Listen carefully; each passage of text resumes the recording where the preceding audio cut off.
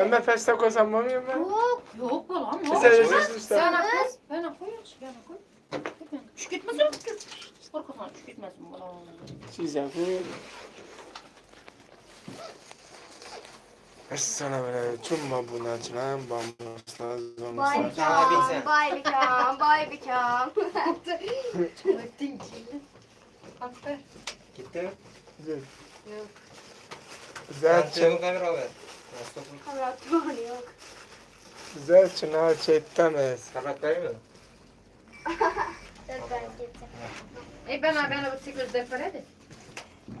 Şimdi iyi deniz güzel. Çınar çekti.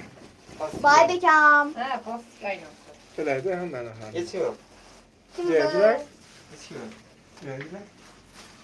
Yukarı çıkar ben oturayım sen kızım. İstanbul'da. burada.